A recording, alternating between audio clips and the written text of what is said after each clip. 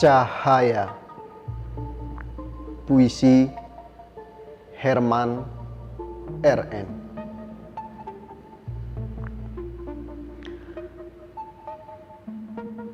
Dia memberi cahaya pada langit, lalu menurunkannya ke bumi lewat satu celah lubang, laksana miskat pada dinding rumah-rumah tempat orang menimba hikmah.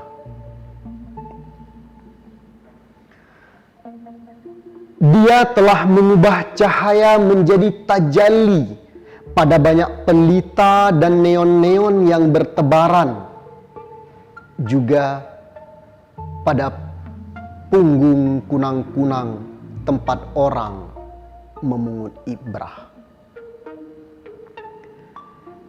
Cahaya di langit berkilauan, cahaya di bumi bertebaran. Pohon-pohon zaitun bertumbuhan, tidak di barat, bukan di timur. Cahayanya laksana minyak mewangi dan tajallinya umpama kilau tak tersentuh api.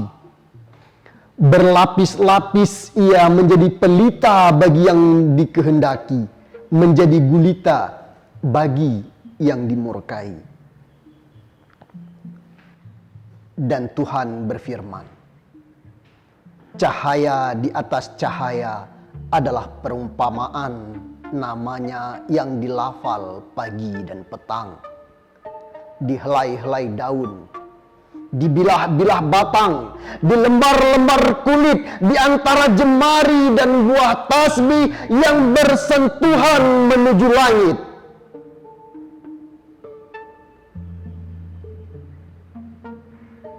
Ramadan 1421 Hijriah.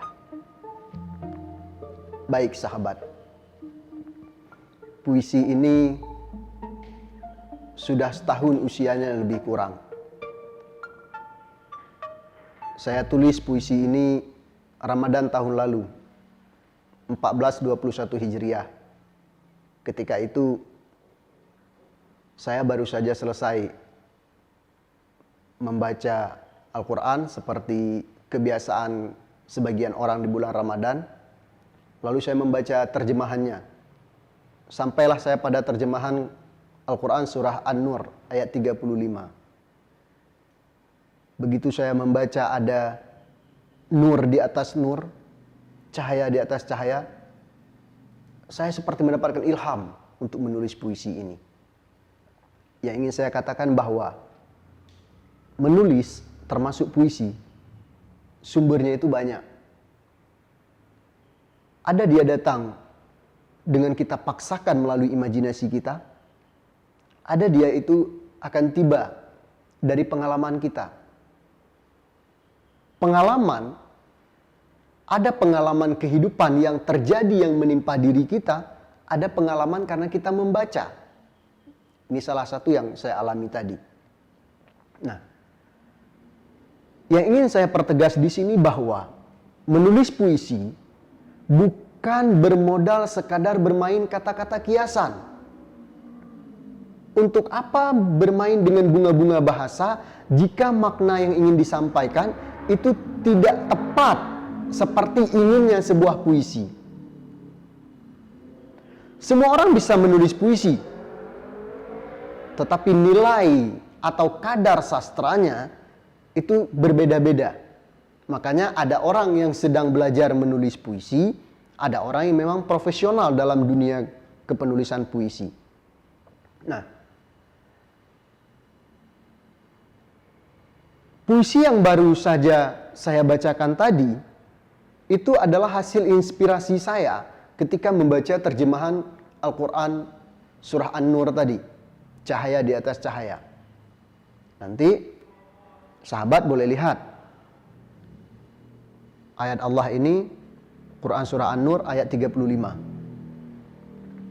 Nah, artinya kalau sahabat nantinya siapapun yang ingin menulis puisi, itu sumbernya tidak mesti harus membaca puisi orang, tapi juga bisa membaca ayat Al-Quran, juga bisa membaca hal-hal yang lainnya.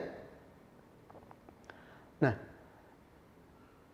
pengalaman yang ingin kita tuangkan melalui bahasa-bahasa yang singkat, tegas, dan lugas yang disebut oleh orang sebagai sebuah puisi, itu memang harus bahasa-bahasa yang hemat, yang tidak mubazir. Dalam proses penulisan puisi bagi orang-orang yang sudah terbiasa, bagi orang-orang yang sudah berpengalaman, mereka akan selalu bermain dengan bahasa-bahasa yang konkret, bahasa-bahasa yang tidak bisa digantikan kosakatanya dengan kosakata serupa, meskipun sinonimnya bisa lebih dari 2. Nah, proses kreatif penulisan puisi seperti ini tidak mudah tentunya. Kita perlu belajar, kita perlu terus berproses. Dalam pertemuan yang sederhana dan singkat ini, hanya ini yang dapat saya sampaikan, bahwa menulis puisi itu tidak akan pernah habisnya. Bahwa ide itu, gagasan itu seluas hamparan langit dan selebar hamparan bumi. Di situ ada ide, di situ ada gagasan. Makanya Allah berfirman dalam Al-Quran, dalam surah Luqman ada, dalam surah Al-Kahfi ada, yang bunyinya, seandainya pohon-pohon di muka bumi ini kami jadikan pena dan lautan kami jadikan tinta untuk menulis kalimat-kalimat Tuhan kami, niscaya tidak akan pernah cukup meskipun kami datangkan sebanyak itu lagi. Artinya, ide kreatif, ide dalam menulis tidak pernah habis. Assalamualaikum warahmatullahi wabarakatuh.